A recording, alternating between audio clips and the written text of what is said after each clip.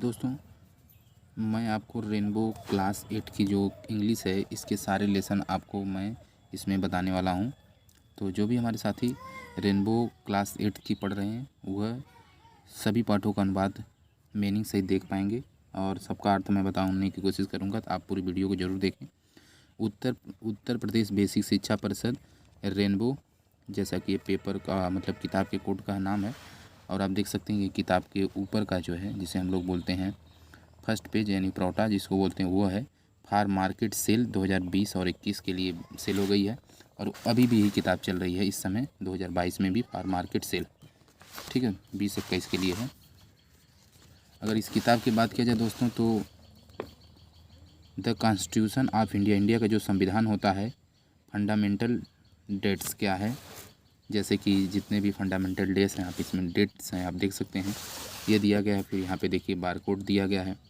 इसके बाद यहाँ देखेंगे उत्तर प्रदेश शासन दिया गया है, उत्तर प्रदेश बेसिक शिक्षा परिषद रेनबो फार क्लास 8 के लिए, कुछ ऐसा ये है लिखने वाला होता है। उसके बाद आगे बढ़ते हैं। आगे आप देखेंगे तो ये सारी चीज़ें इंस्ट्रक्शन दिया गया है, जैसा कि आप देख सकते हैं। इसमें चीफ पैटर्न है, फिर डायरेक्शन है, कोऑर्डिनेशन है, कंसोलेशन है, उसके बारे में तमाम चीज़ें लिखा गया है।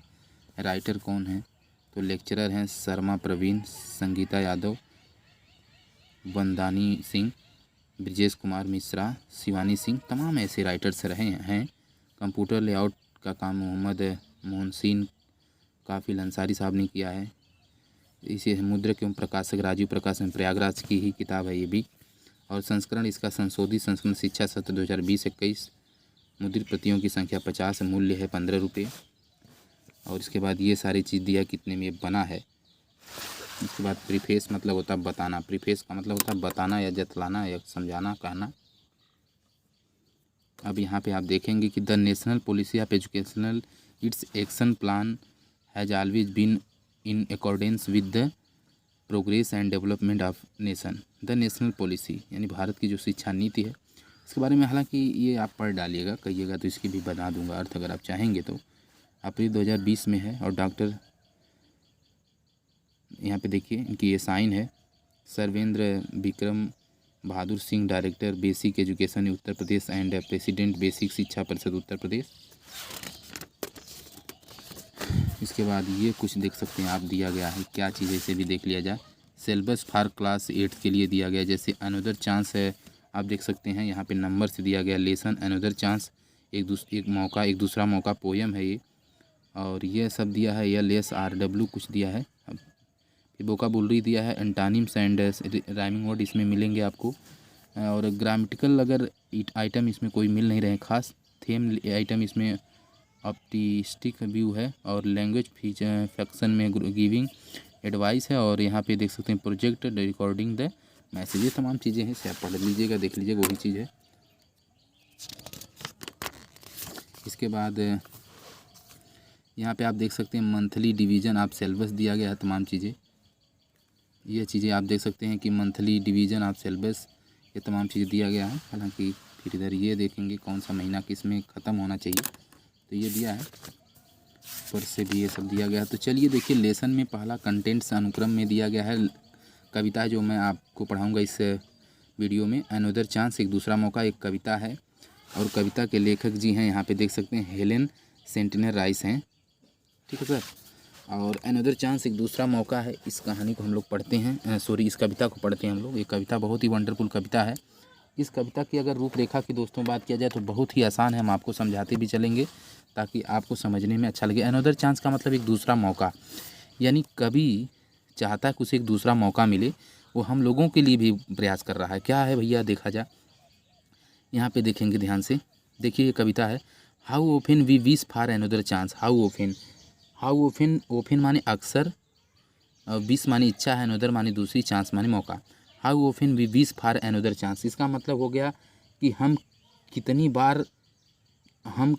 बार एक और मौके की कामना करते हैं। How often we wish for another chance, हम कितनी बार एक और मौके की प्रतीक्षा करते हैं। बात समझ आ रही, हम कितनी बार एक और मौके की इच्छा करते हैं या कामना करते हैं। बात समझ में आई। To make a fresh beginning, एक नई शुरुआत करने के लिए, एक नई शुरुआत करने के लिए। A chance to blot out our mistakes, blot माने होता है BLOT, ब्लॉट माने दाग धब्बा कर सकते हैं। A chance to blot out our mistakes, ठीक। एक नई शुरुआत करने के बाद अपना है कि अपनी गलतियों को मिटाने के लिए। A chance to blot out our mistake माने गलतियों को, अपनी गलतियों को मिटाने के लिए। A chance failure into winning, यानी हारे हुए को जीत में बदलने के लिए। It does not take a new day, यहाँ पे दूसरे दिन लेने की ज़रूरत नहीं है। To make a brand new star, कि एक अच्छी शुरुआत करनी है तो एक नए दिन की लेना पड़ेगा। To only take a deep desire, केवल ये अंतर आत्मा में एक डिजायर होना चाहिए, एक गहराई तक हमारी इच्छा होनी चाहिए। To try with all our heart, जो पूरे हृदय के साथ में यानी पूरे दिल के साथ में वो कार्य करना चाहिए। To live a little better, थोड़ा बहुत जीवित रहने के लिए क्या कह सकते हैं कि मतलब कि थोड़ा बेहतर जीने के लिए। तो to live a little better, थोड़ा बेहतर जीने के लिए। And to always be forgiving, and to always, और हमेशा क्षमाशील रहना चाहिए। And to always be forgiving, और हमेशा जो है क्षमाशील रहना चाहिए। फॉरगिव मतलब क्षमाशील कह सकते हैं। आगे आप देखेंगे and to add a little sunshine, and to add a little sunshine, इसका मतलब क्या हो जाएगा, और थोड़ी धूप जोड़ने के लिए। एंड अ लिटिल सनशाइन, थोड़ी धूप जोड़ने के लिए। To the world in which we are living, और थोड़ी धूप जोड़ने के बाद और कह सकते हैं कि उस दुनिया के लिए जिसमें हम रहते हैं, इस दुनिया के लिए कह सकते हैं, उस दुनिया नहीं। टू द वर्ल्ड, इस दुनिया के लिए, in which we are living, जहाँ हम रहते हैं। So never give up in a despair, so इसलिए निराशा में कभी हार नहीं मानना चाहिए। So never give up in a disappear, इसलिए निराशा में कभी हार नहीं मानना चाहिए। एंड थिंक, और सोचना चाहिए। यू आर अ थॉट, और जो तुम सोच सकते हो उसे सोचना चाहिए, क्योंकि हमेशा एक कल होता है। और सोचो तुम जो सोच रहे हो। एंड थिंक, और सोचो। यू आर थॉट, जो तुम सोच रहे हो। For their is always a tomorrow, क्योंकि हमेशा एक कल होता है। For their is always a tomorrow, क्योंकि हमेशा एक कल होता है। एंड और the hope of starting a new, और नए सिरे से शुरुआत होने की उम्मीद भी होती है, और उम्मीद भी कर लेनी चाहिए। यही था अनदर चांस। अगली वीडियो में हम आपको अगला लेसन पढ़ाएंगे, जो कि लेसन होगा द कबली वाला। इसमें कंजक्शन ज़्यादा मिलेंगे आपको, कंजक्शन माने संयोजक वर्ड मिलेंगे। पोएम कविता खत्म हो गई। उम्मीद करते हैं आपको अच्छा लगा होगा। एक चीज़ और भी हम आपको बताना देना चाहेंगे कि इसमें जो चीज़ समझ नहीं आए कमेंट जरूर करिएगा। तो मिलते हैं नेक्स्ट वीडियो में, यानी कि इस किताब में, यानी कि ये जो रेनबो वाली किताब है क्लास 8 की, इसके दूसरे पार्ट में आपको मिलेंगे। हर पार्ट हम आपको बता दिए हैं। देखते रहिए क्रम से। धन्यवाद।